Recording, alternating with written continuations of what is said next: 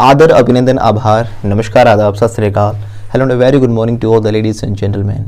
I'm Deepak Thara, your English trainer, life coach and a motivation speaker, and I'm back with a new lesson of spoken English. But before going any further, I would like to request you all please subscribe to our channel and hit the bell icon. आप सभी को पता है कि गुरु दक्षिणा के रूप में एकलव्य ने अपना अंगूठा काट कर दे दिया था, तो मैं भी चाहता हूँ कि आप भी अपना अंगूठा काटे नहीं, इसका यूज़ करें. चैनल को सब्सक्राइब करें, लाइक करें, शेयर करें और अपना प्यारा सा कमेंट ज़रूर दें. और विद्या के मंदिर में आए हो तो घंटी ज़रूर बजा दें. And I hope that you are very excited to learn English, and if you are so let's get started. तो आज हम बात कर रहे हैं कि उन चीज़ों के बारे में जो कि कोई काम हम रेगुलर बेस पे करते हैं. ठीक है, रेगुलर का मतलब क्या होता है? हाँ, जिसे हम डेली कहते हैं, राइट? नहीं, रेगुलर और डेली अलग अलग चीज़ें होती हैं मैडम. अक्सर लोग इसी चीज़ में कंफ्यूज होते हैं कि भाई रेगुलर का मतलब क्या समझ लेते हैं, वो डेली समझ लेते हैं. रेगुलर का मतलब होता है मैम कि कोई भी काम नियमित रूप से करना, एक लगभग सेम टाइम पीरियड के बाद दोबारा करना. ठीक है, उसे हम बोलते हैं रेगुलर. डेली का मतलब क्या होता है? आज करता हूँ, कल करता हूँ, परसों करता हूँ, हर रोज करता हूँ. It means every day.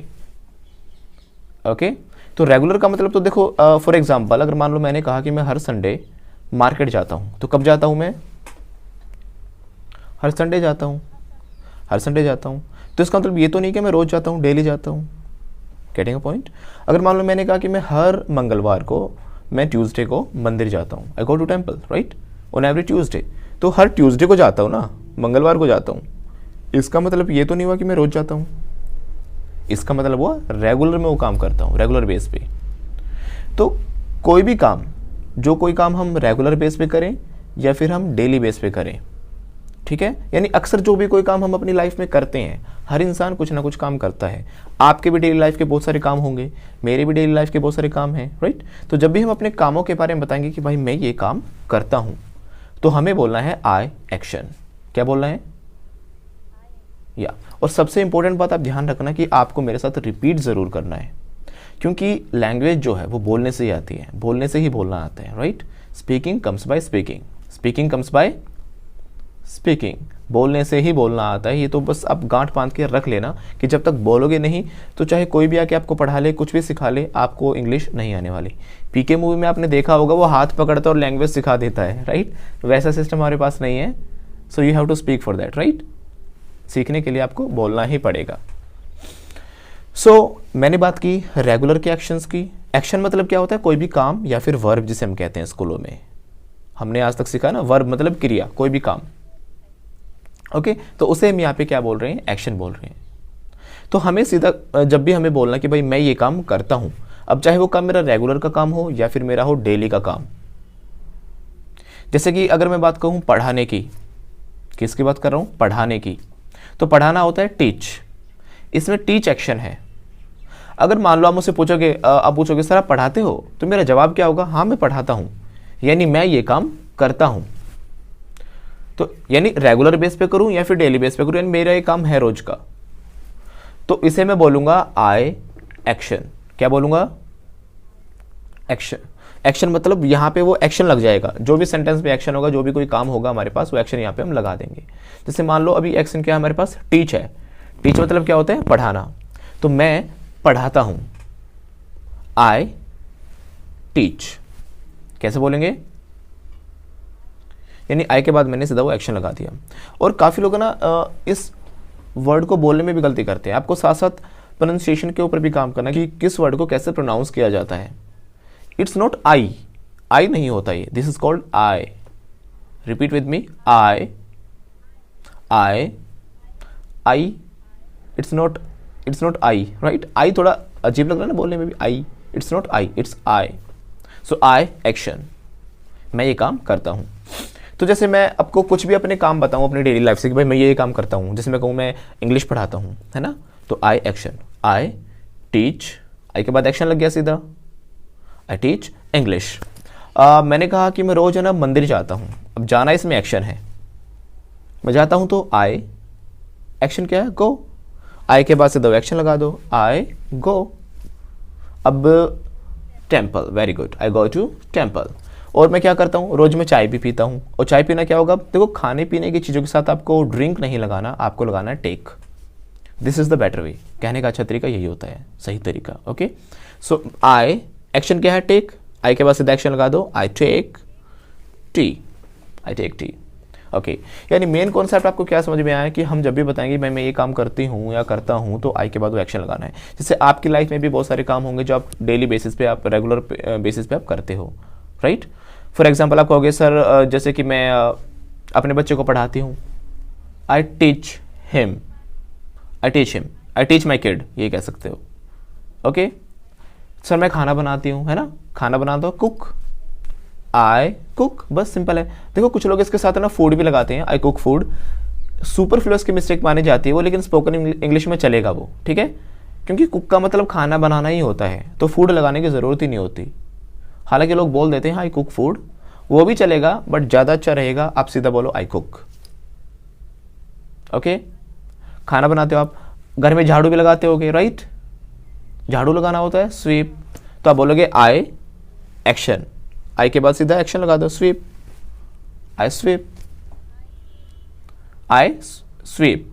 तो अक्सर आपने नोट किया भी होगा, काफ़ी बार हम आई और एक्शन वाले सेंटेंस बोलते भी अपनी लाइफ में, लेकिन हमने कभी नोट नहीं किया होता। कई बार कहते हैं ना मैं सब जानता हूँ, आई नो, मैं जानता हूँ, आई नो, आई के बाद सीधा एक्शन लगाए। हमें कोई चीज़ पसंद होती है, बोलते हैं I like it, I like, मैं इसे लाइक करता हूँ, आई लाइक इट, है ना।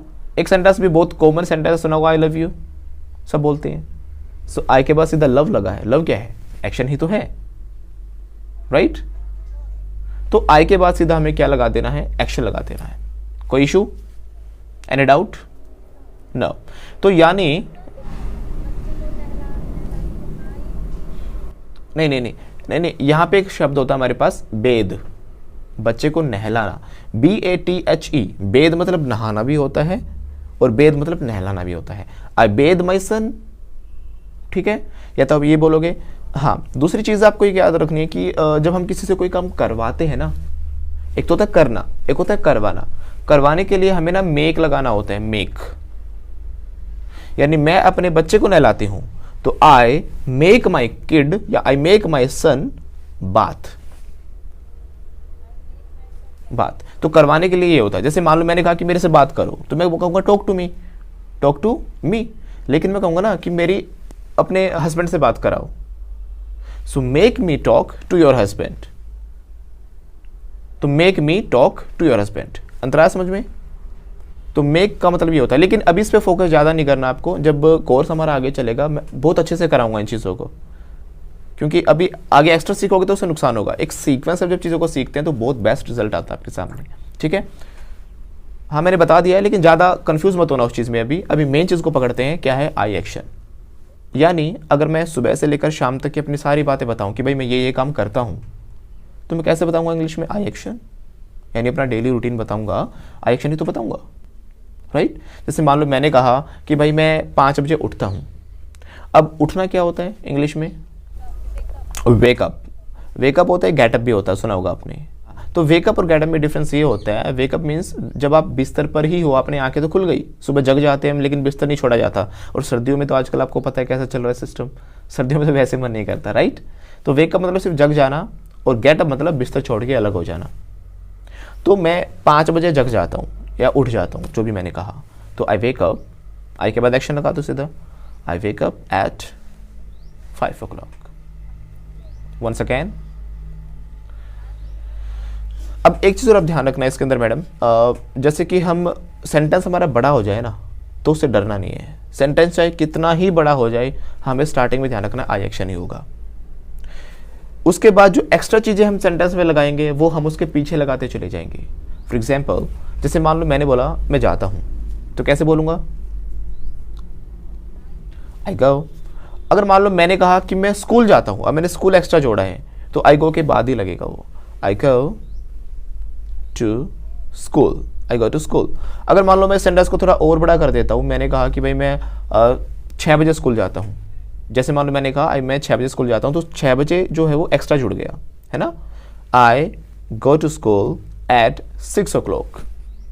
अगर मान लो, हाँ जी, अगर मान लो मैंने ये कहा कि मैं 6 बजे स्कूल जाता हूँ अपने भाई के साथ, अब ये भी एक्स्ट्रा जुड़ गया, सेंटेंस बड़ा होता जा रहा है, तो इसको और पीछे लगा देंगे हम। पीछे वाली चीज़ें आगे पीछे हो जाए नो इशू, बट स्टार्टिंग में आई एक्शन रहेगा हमारा। I go to school at 6 o'clock with my brother.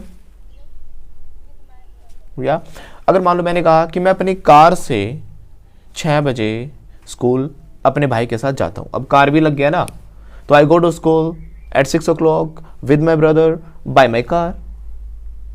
Sentence से बड़े से डरना नहीं है, कितना ही बड़ा सेंटेंस हो जाए आपको स्टार्टिंग में आई एक्शन नहीं रखना, और एक्स्ट्रा चीज़ें कहाँ पे लगा देनी है, आपको पीछे लगानी है। Have understood? हाँ, मैं कोई भी काम करता हूँ आई एक्शन, कैसे बोलेंगे? एक्शन। हाँ, मैं 5 बजे उठता हूँ, आई वेक अप। बोलिए, बोलना जरूरी है, it's must. Speaking comes by speaking. I wake up at 5 o'clock। Okay, तो उसके बाद मैं थोड़ी देर के लिए बिस्तर पर ही रहता हूँ, है ना, कुछ होते हैं ना बिस्तर 10-15 मिनट के बाद छोड़ते हैं, तो बिस्तर पर रहना इसे बोला जाता है स्टे। आई स्टे बिस्तर पर यानी बेड पर। बोलिए, आई स्टे ऑन बेड नहीं होगा। सुनिए, बिस्तर के लिए इन बेड लगाया जाता है, ठीक है ना, माना जाता है बिस्तर एक बड़ी चीज़ होती है और आप उसके अंदर होते हो, बीच में कहीं बाउंड्री के एक अंदर होना भी इन होता है ना, तो इसलिए टेबल वगैरह होती है उनके लिए हम ऑन लगाते हैं, बट बिस्तर के लिए इन लगाया जाता है। तो मैं बिस्तर पर ही रहता हूँ थोड़ी देर के लिए। I stay in bed for some time. उसके बाद मैं क्या करता हूँ, बिस्तर को छोड़ता हूँ, यानी बिस्तर से उठ जाता हूँ। उठना क्या होता है हमारा? Get up. मैंने नहीं, लीव भी कह सकते हैं, बिस्तर को छोड़ देता हूँ। हाँ, मैंने बताया था ना कि बिस्तर को छोड़ के अलग होने को इंग्लिश में बोला जाता है गेट अप। तो I get up at around, कुछ भी बता सकते, एट अराउंड 6 o'clock, ठीक है ना, तो आई के बाद सीधा हम एक्शन लगा देंगे, I get up at around 6 o'clock। उसके बाद सर मैं फ्रेश होता हूँ, तो फ्रेश होना क्या होता है? फ्रेशन अप, राइट, आई फ्रेशन अप। उसके बाद फ्रेश होने के बाद सर मैं क्या करता हूँ, मैं मॉर्निंग वॉक पे जाता हूँ, तो जाना होता है go, I go for a morning walk. तो आई के बाद सीधा हमें एक्शन लगा देना है, I go for a morning walk. तो मॉर्निंग वॉक पे जाने के बाद अब देखो, मॉर्निंग वॉक पे हम गए, ठीक है ना, मैंने बताया इन चीज़ों के साथ हम ए लगाते हैं, आई टेक आ बाथ, ठीक है ना, I go for a morning walk. तो अब ये चीज़ भी ध्यान रखना, I go for a morning walk. तो मॉर्निंग वॉक पे जाने के बाद, हाँ, तो जाने के बाद मैं क्या करता हूँ, वहाँ पे थोड़ा वर्कआउट करता हूँ, ये भी कह सकते हैं। तो वर्कआउट यानी एक्सरसाइज करना, उसे हम बोलेंगे वर्कआउट। तो आई, उसके बाद डायरेक्ट एक्शन लगा दो, आई वर्कआउट, यानी हमें सीधा एक्शन लगा देना, आई एक्शन, वर्कआउट करता हूँ। उसके सर 10-15 मिनट के बाद मैं घर पे वापस आ जाता हूँ। तो आना क्या होता है? Come back after 15 minutes 20 minutes, जो भी आप कहना चाहो। अब कुछ लोग यहाँ पे मैंने देखा कि कम बैक के साथ है ना, बाद में आने के लिए, घर पे आने के लिए टू लगा देते हैं, I come back to home, I go to my home, ऐसे बोलते हैं। ध्यान रखना, लेकिन जैसे बोलते हैं ना घर पर जाना, तो कुछ लोग घर गो एट होम बोल देते हैं, गो ऑन होम बोल देते हैं, गो टू होम बोल देते हैं, लेकिन घर के जो आगे होता है होम से पहले कोई प्रेपोजिशन नहीं लगाई जाती, तो डायरेक्ट होता है आई कम बैक होम। ठीक है, कैसे बोलेंगे? घर पे आ जाता हूँ मैं, आई कम बैक होम। तो घर आने के बाद मैं क्या करता हूँ? घर आने के बाद मैं अपने हाथ मुंह धोता हूँ। ठीक है, धोना होता है wash, I wash my face. I के बाद सीधा एक्शन लगा दो। एक्शन क्या है? Wash. So I wash my face and hands. ठीक है, हाथ मुंह धोता हूँ। या फिर आप कह सकते हो फिर मैं नहाता हूँ। हाँ, तो मैं नहाता हूँ कैसे कहेंगे? I take a bath. नहाने के बाद मैं क्या करता हूँ? मैं तैयार हो जाता हूँ या कपड़े पहन लेता हूँ। तो पहनना क्या होता है? वेयर। पहनना क्या होता है? वेयर। तो कैसे बोलेंगे मैं कपड़े पहनता हूँ? आई वेयर क्लॉथ्स। हाँ, कुछ लोगों ने इसे वियर कहते हैं, वियर, पहनने के लिए वियर बोलते हैं। इट्स नॉट वियर, WEAR, इसको बोला जाता है वेयर। Okay, where, where. तो मैं कपड़े पहनता हूँ।